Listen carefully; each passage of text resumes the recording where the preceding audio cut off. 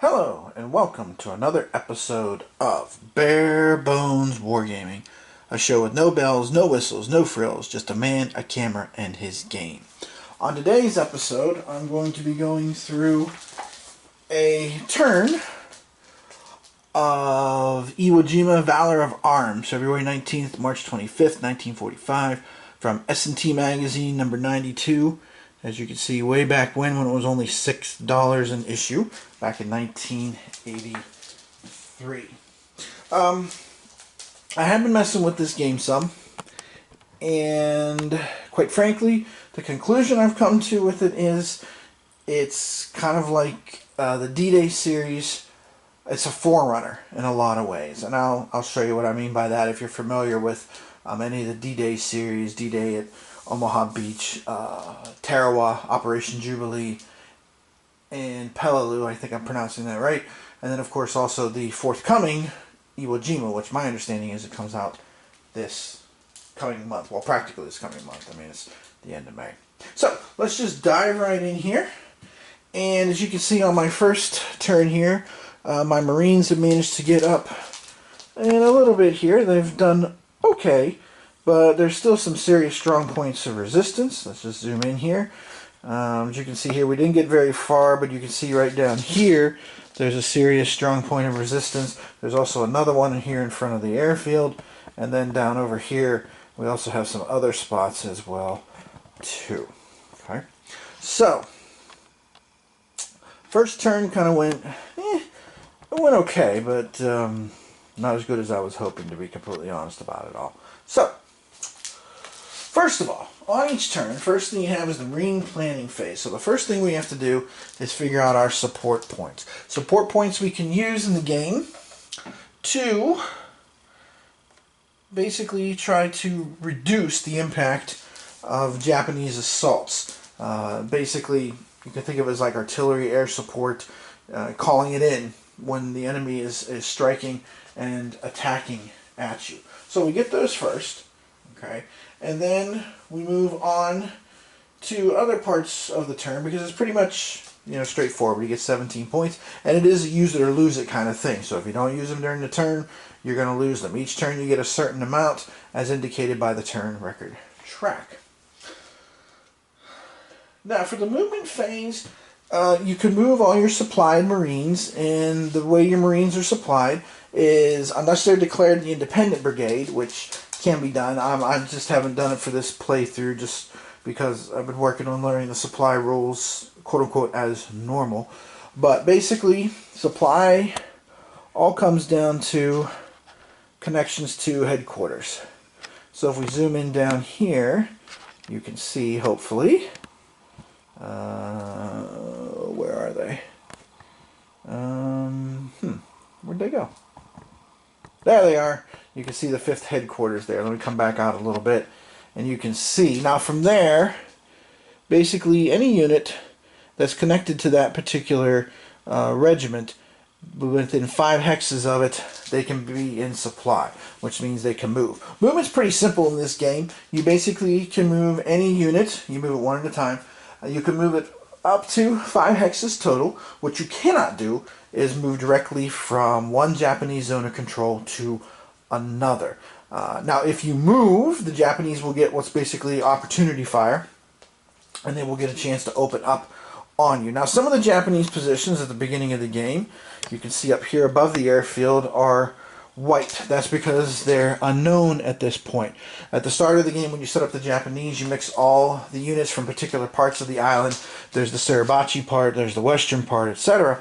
And you put them into their positions, and then they're revealed whenever they open fire on American units as American units close in on them. So, everybody can move up to 5 movement points. And again, can't move directly from one zone of control to another. So I'm going to go ahead and start moving my guys here. And as opportunity fire pops up, we'll take care of it. Now down here on this side where we landed, I've got these guys in position to attack. So I don't think I'm really going to go ahead and try to move anybody there. Now I might try to move some of these guys here, and again, here's the headquarters, so 1, 2, 3. I can do that. I might move them over here to sweep and try to knock this out, because these are two very powerful Japanese units here. The units in the game, let me go ahead and zoom in here, just to show you, since we're talking about these Japanese units. You can see here that the units have several numbers on them. The top numbers are their identification, basically, is what that amounts to. These numbers at the bottom are their combat strength and steps. You have markers in the game that look like this, and they are the step markers, so you reduce each unit as it takes a hit by steps. And those values, again, as you can see that Japanese unit there on the right, 8642. So with full strength 4 steps, it's going to have an 8 combat factor, 6 with 3, etc. Okay. US also has that. You have these units here that have been reduced already by a step. And do I have a full strength one here? No. Let's zoom out a little bit. And let's find, because I'm thinking about, there's a guy right here. I'm thinking about moving this guy here, kind of swing around this direction. I could send him this way too, but I'm going to move him, and as you can see, he has a 10 on the front. Okay. And the units are color-coded for the US as well. That becomes important because as you move your units around, you also will have fatigue considerations, and fatigue can negatively impact your combat ability.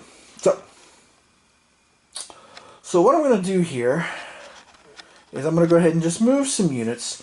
And again, these may not be the best moves in the world. I'm not taking a huge amount of time to overthink this and overanalyze this and all, but let's go ahead and let's start moving along here, and then I can show you how opportunity fire movement works too as well. So I will go ahead and move these guys here. They are within 5 hexes, so 1, 2. Now, as soon as they come within 2 hexes range there, let's zoom in on this since we're going to be talking about this. As soon as you come within 2 hex range of a Japanese unit, whether it's concealed or not, they will get the chance to do opportunity fire. So, these guys moved in with 2 hexes. Now, they only get to shoot once. Okay, so I can still move my guys in closer. They won't be fired again a second time. And, let's go up here. And you can see up here, come back out, all the charts, not surprisingly, the charts and tables, most of them that you need are right here on the map, like most magazine games. So you have your Japanese fire combat chart on the right, you have the Marine one on the left, and then you also down here have the Japanese artillery chart, which we'll get to a little bit later. Okay, so let's go back here to our battle, to where we're fighting here, where we're being fired upon. Okay, so these guys are opening fire on my 127 unit there. So they have a strength of 8 that they're doing their opportunity fire on, and then there's various modifiers. Actually, the rules are laid out pretty well. You really can dive into this no sweat. I kind of glanced over the rules just a little bit when I was doing all this and such, and I just didn't. I didn't really deal with anything too long as far as having to reread and stuff like that. Once I started diving into this, it was actually pretty straightforward. Okay, so I'm going to go ahead and move these guys here. So it's 8 factors, and we just go over the different modifiers, and I'll just kind of talk over those here. Elevation advantage, well, no, because they're both in the same color code, you can see there. So there's no elevation advantage. Crossfire. Crossfire means if there's 2 or more Japanese units that have the unit in their range, in their sight. In this particular case, we don't have that either. So there's nothing there either at all. Not on a beach-hex. That's another thing. Okay. Not dealing with an armored unit. We're not dealing with an airfield hex, so we don't have that modifier there. Let's see. The next one down. Now, again, game turns, the early game turns, there is a plus modifier, and basically these modifiers add to, not all of them, but most of them do, they actually add to the combat factors of the unit. It's not so much die roll modifiers in this game, it's more about adding to the factors there. So, they'll get the chance to roll on the 9 column. So we roll that dice, it comes out a 7. So again, we'll go up here to where the chart is, and basically all we do is we find the appropriate column depending on what's going on here. And that's a little too close. Let's try that again. Whoops. It's a 9 column, and then you just work your way down through. And it was a 7, and it's a 1. When the 1 basically means that it impacts a step loss on the unit. So we will have to flip that American unit over, and they will move on and close in on the Japanese position from there.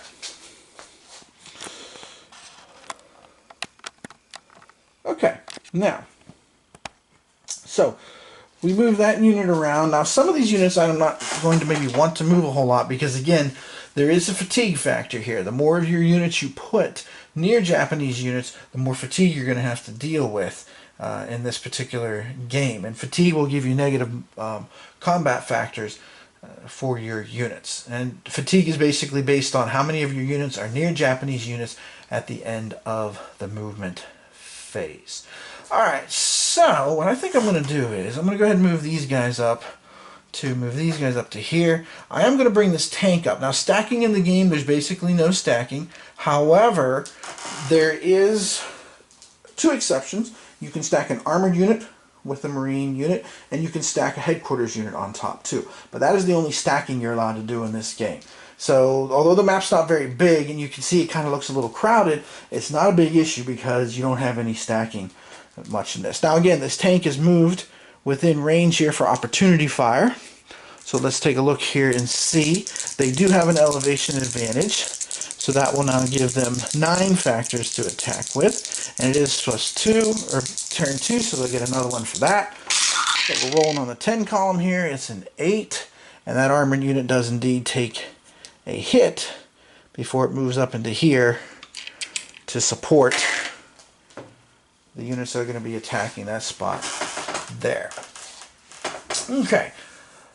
A lot of my other units I'm not really all that interested in moving around here, to be honest, because a lot of them are in position to basically try and destroy some of these Japanese units here at the start of this turn. I'm just looking to see here. There are some tanks I wouldn't mind adding, so I think we'll go ahead and we'll focus on that. This tank is in supply 1, 2, 3, 4 away from the headquarters, so we'll move it forward to there.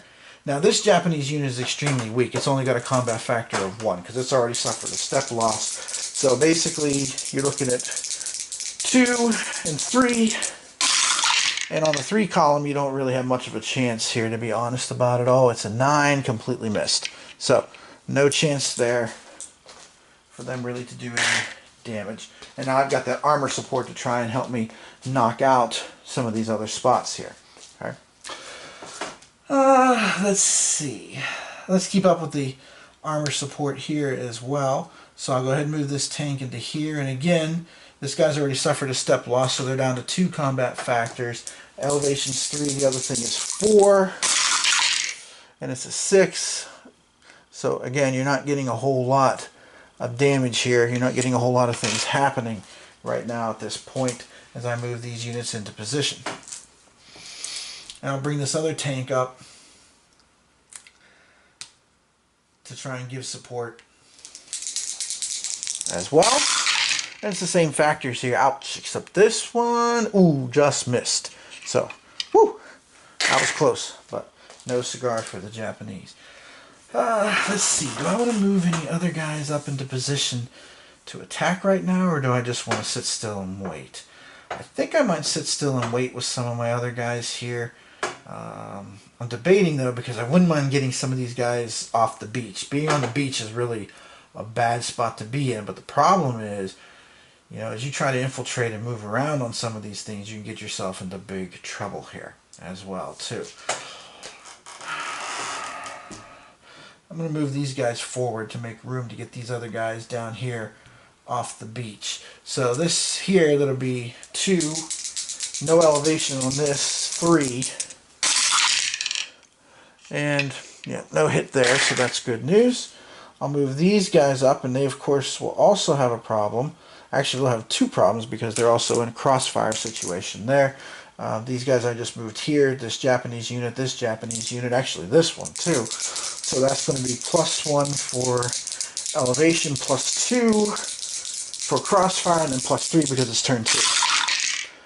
But even so, with their combat factors, That's still not going to be a hit because it's not high enough. You really do have to get some high numbers here for the opportunity fire, which makes sense because, you know, you're shooting at a moving target, so that totally makes sense. And then these guys are going to get up on the beach, away from the beach. The only problem is they also are going to be within range here as well too, but this one will only be +2 elevation and the +1 modifier for this particular turn.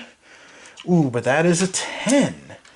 So let's see. So that takes them to 4, and the 4 column with a 10.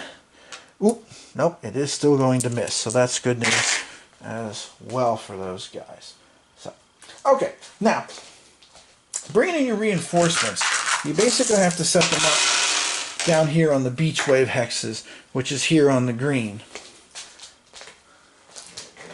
For here. And when you bring those guys in, you basically have to roll dice for every single unit that ends up on a beach hex. And whenever you do that, you have to figure out your losses. It's basically a roll of 3 or less, which will cause those losses. So what I'll do here is, just to illustrate this, is I'll bring these guys in from here, and I'll put them here on these wave hexes. So again, you can see this and how it's working and such. So we'll roll for each one of these, and again, we're looking to see here with a 3 or less. Now there are some also modifiers with this as well too that exist also, and you can end up with more than one step loss if you get the die roll low enough, basically, with the modifiers. But let's just see. So these guys here, they're okay. That's a good high number. Next guy's coming in for the beach. Also okay, that was a 10, so no sweat there. The third unit I'm landing, that one was a little hairier, but they're still okay.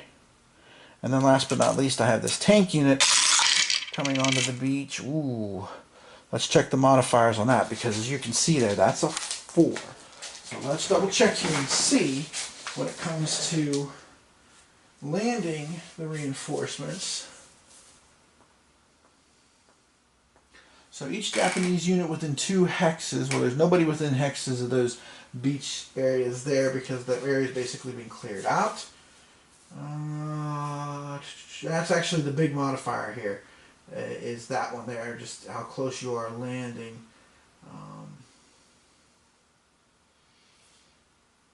There, but they will actually suffer a step loss because you also have the West Beach modifier as well.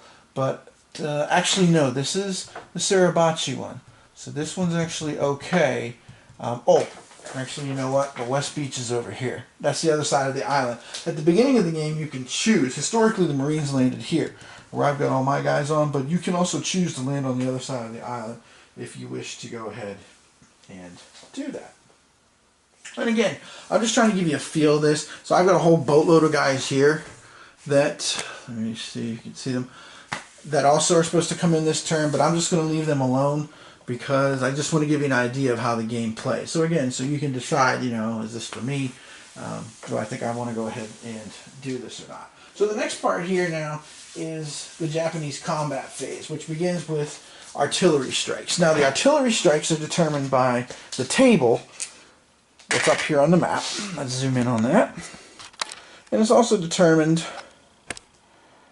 by area. So, let's come in here. So as you can see here, like Suribachi, that zone you get 3 artillery strikes. The western you get 3. Eastern you don't get as many, you only get 1. Okay? And there's basically a priority list to this as far as, you know, who gets to be the target of these things. Where are the artillery strikes going to land? And the first priority I can tell you is the guys on the beach. So since there's only 3 of them, we're going to go ahead and do these 3 guys here because they're all on the beach just sitting there waiting.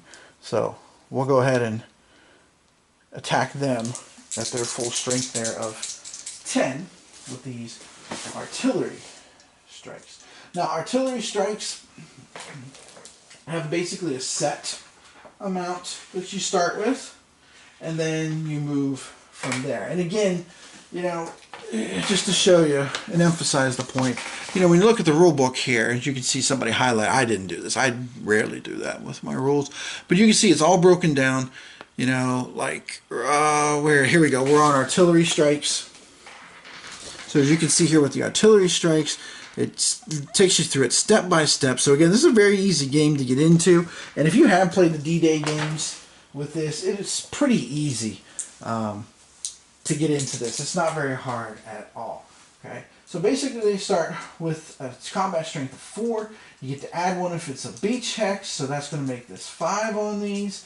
So they're going to go ahead and get bonuses too, which in this particular case, the big bonus is going to be the turn bonus, which is actually going to now take them up to 6 altogether. So these will be 6 combat factors on the artillery striking these 2 units. So let's see what happens to them.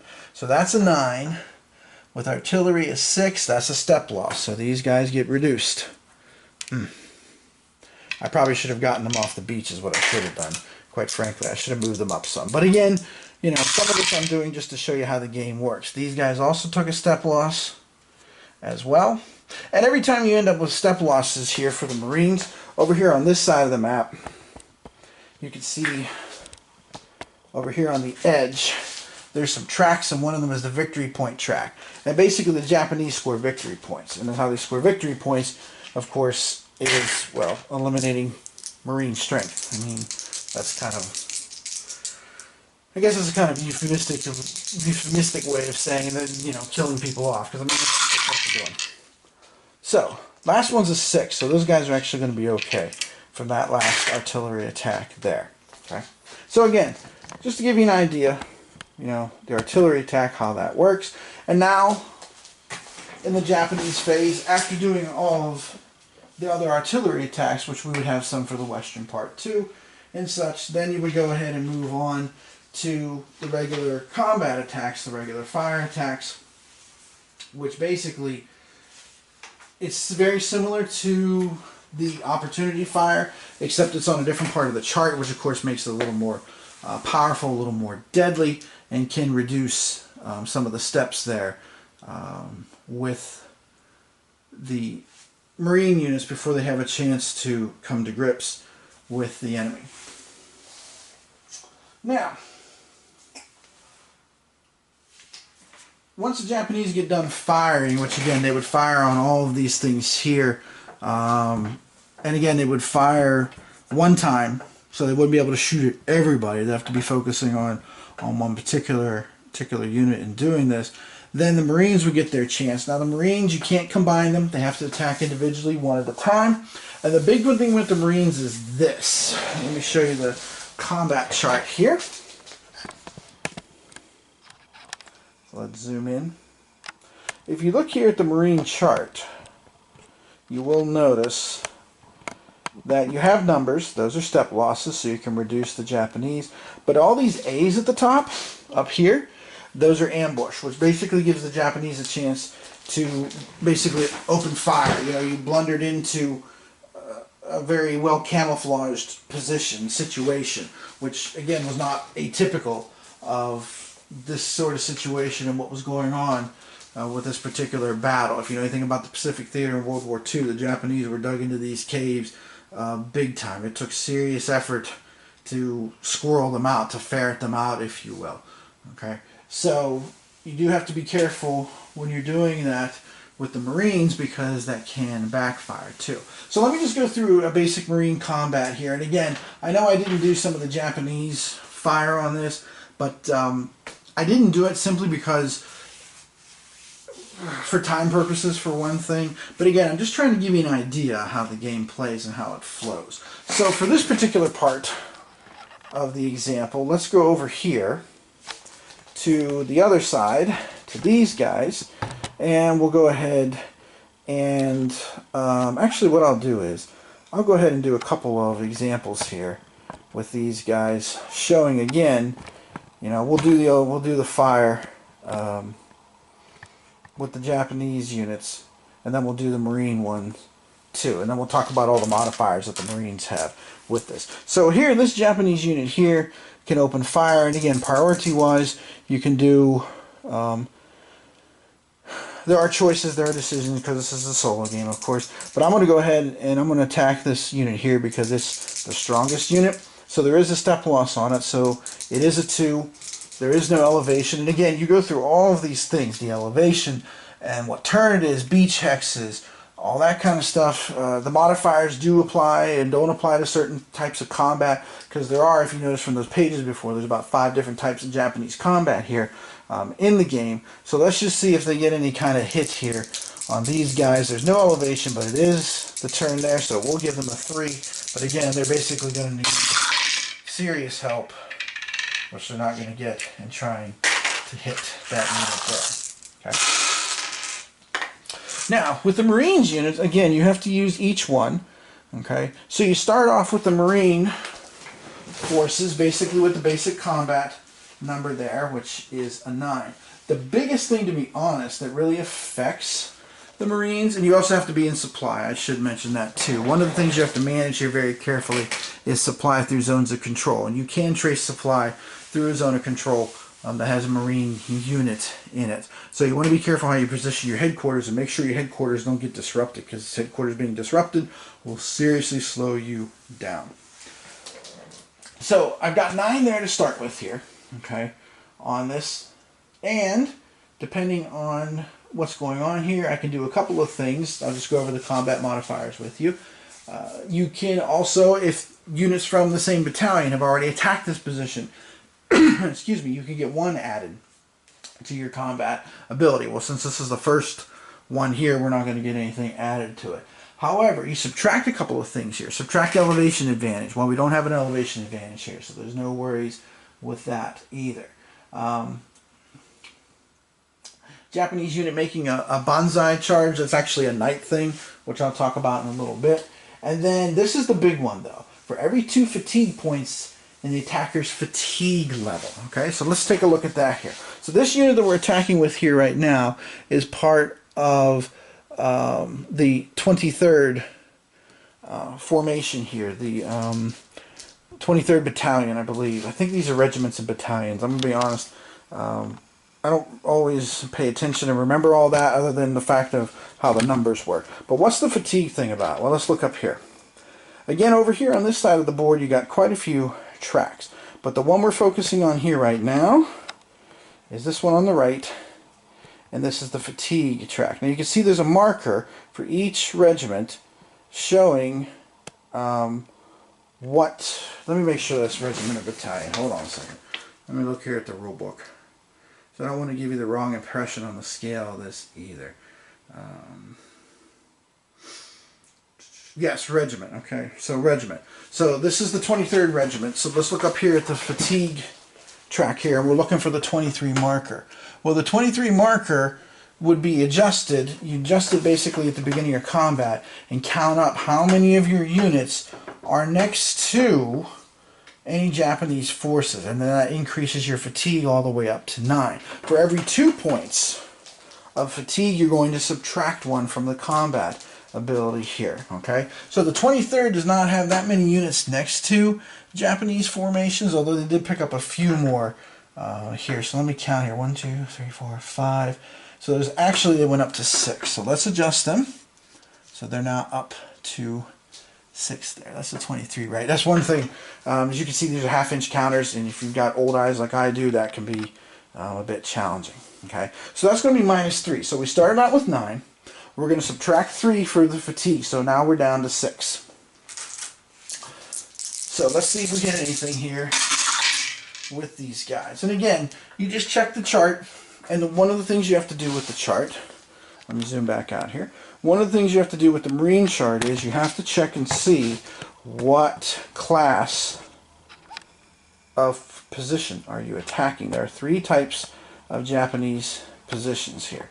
As you can see here, let me move this around. There it is. Here at the top you see the C1, 2, and 3. That is the different type of positions. Class 1, Class 2, Class 3. Of course, the higher you get, the more complicated, the more elaborate the position is. And then you find your combat strength, okay, across there. Let me zoom out just a little bit to show. There we go. So in this particular case, we ended up with 6.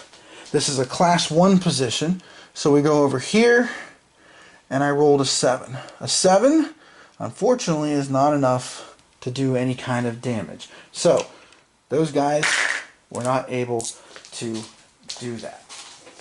Now I would go over with the next unit here, which would be, again, you just start the process again. This is unit with a 6. They would get the armor added to them, which would give them a 9. The Japanese are on a higher elevation, so that would drop them down to an 8. Minus 3 for the fatigue. That drops them down to a 5.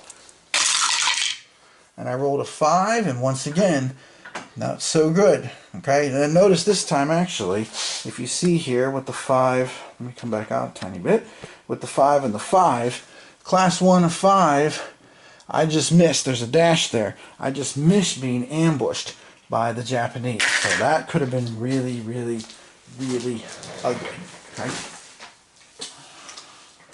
Now again, you go through all these attacks, you don't have to attack as the Marines, it's up to you. But again, if you don't attack and you don't clear things, then you don't give your guys a break, you'll never bring your fatigue back down either. The only way to bring your fatigue down is if none of the units in that particular regiment, if none of them are next to a Japanese position.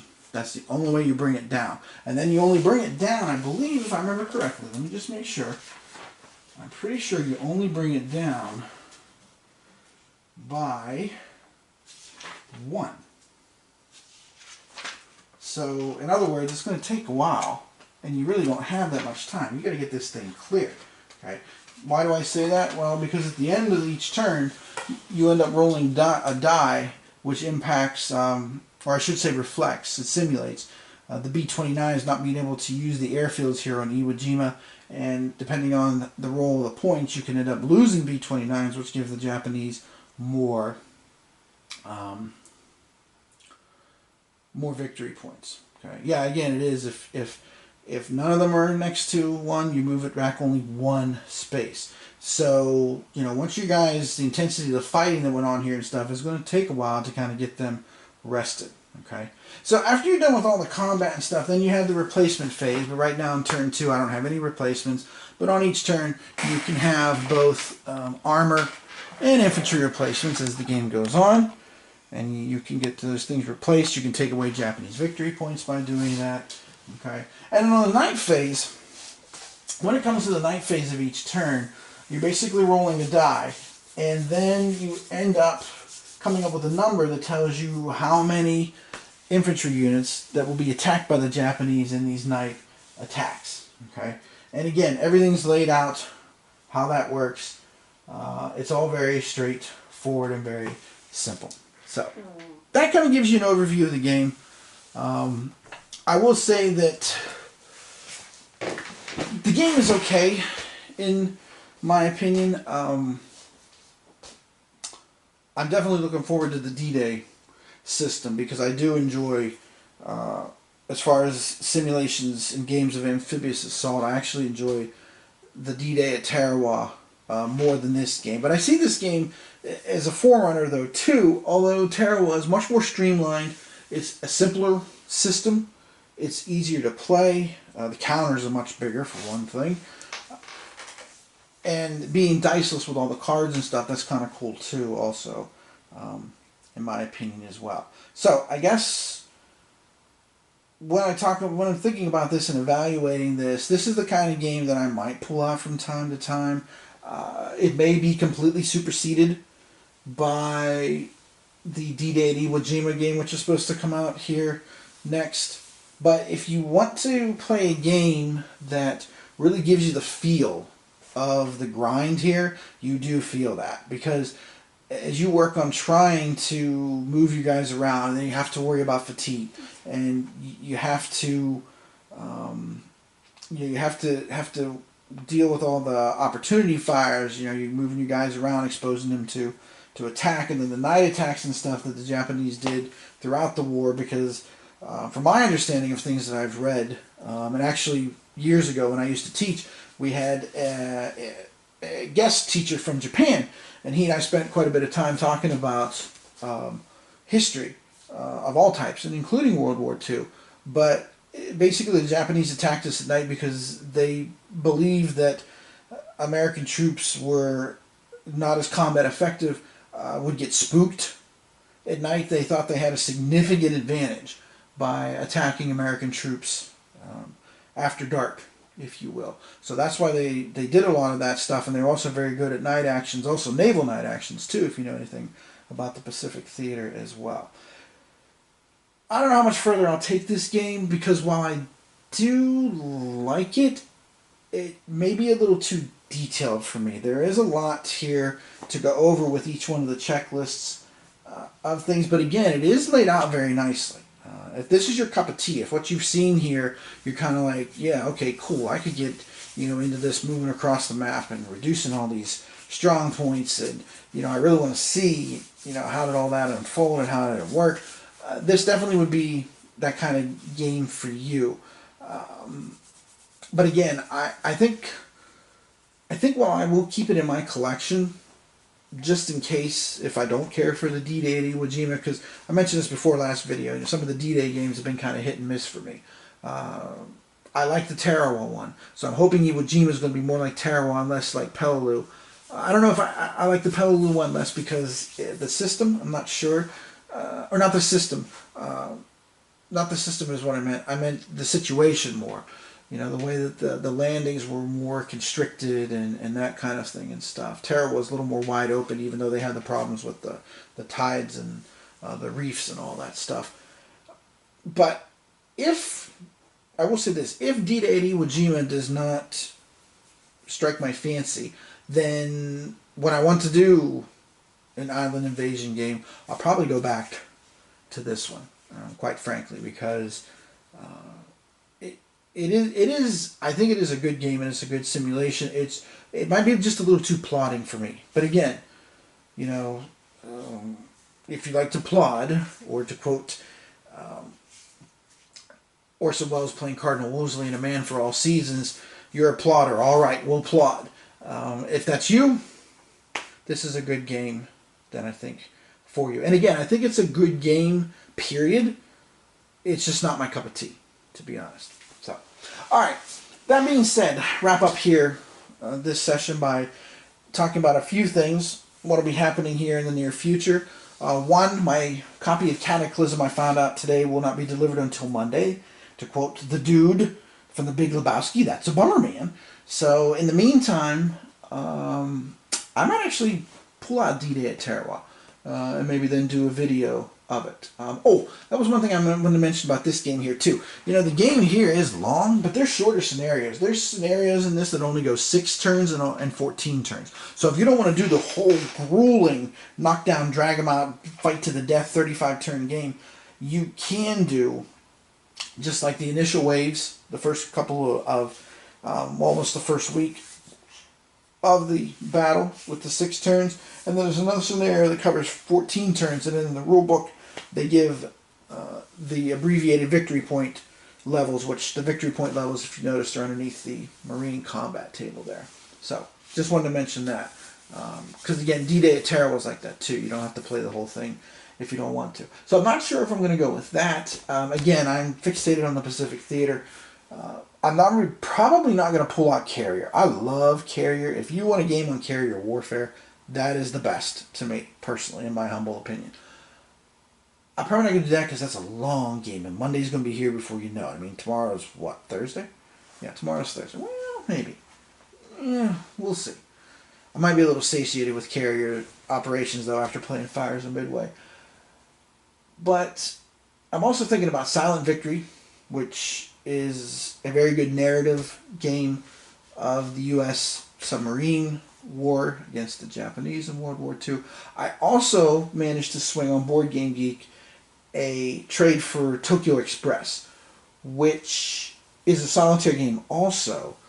Basically all the naval engagements, surface engagements around Guadalcanal, Iron Bottom Sound, that stretch of water as it became known. It's funny because this is the third time I've obtained Tokyo Express. Years ago I got it when I really was on a big Pacific Theater kick. I bought a whole bunch of games. I bought Red Beach 1, which is another S&T game about Tarawa. I bought Scratch 1 Flat Top about the Coral Sea. I bought the Smithsonian games, the Guadalcanal and Midway ones. just a whole boatload of stuff. And Tokyo Express was one of the ones in that package. But it just didn't strike my fancy. So I sold it. But then I reacquired another copy. And I tinkered with it some. And I put it aside again. And that was probably... Well, that first big group I was telling you about, I purchased back in 2001. And this was probably around 2005, 2004, somewhere around there when I reacquired it a second time. This is my third time acquiring it, so we'll see if third time's a charm, or if, you know, maybe surface engagements is just not for me. You know, when I think about my naval games here and stuff, it's really, most of my naval games I enjoy involve aircraft carrier operations. Because I love carrier. I love all the Victory Game fleet stuff because that's been carrier operations. So, we'll see. But I'm going to give Tokyo Express another whirl, and, you know, if it doesn't work, hey, no harm, no foul, because number one, it is a game that you can move pretty easy, and number two, I'm trading a game that I don't like, so, you know, I don't lose because the one I don't like is just taking up shelf space. So, again, this is the Iwo Jima, the Island Battle game, and again, good game. It is a plotting game. That's the caveat to this, but again, the rules are well laid out and step by step, that if this is your cup of tea, you will enjoy this. So, on that note, this is Tim Korchnoi from Bare Bones Wargaming, saying thanks for watching, and we'll see you next time as we continue from the Pacific Theater. I'm not sure which game, I'll be honest. We'll see. Until, of course, Cataclysm gets here. And then once Cataclysm gets here, I just can't wait. I'm like Pavlov's dog, okay? I cannot wait to get my hands on that. I've already read the rulebook. I read it before when it was supposed to come out. Supposed to be charging and stuff at the beginning of March, and that didn't happen for a variety of delays. But I mean, you know, that stuff happens. It's not the end of the world. But I have just been, this has been the most anticipated game that I've had in probably the last, 2 or 3 years. The other game I'm really anticipating is Mr. President, but that keeps getting pushed back all the time. So that's as to say at the end of Conan the Destroyer. That is another story for another time. So, again, thanks for watching, and I'll be back with another video from the Pacific Theater, more than likely, before I do a video on Cataclysm, because I am really looking forward to that, and sharing that with you guys. So, see you then.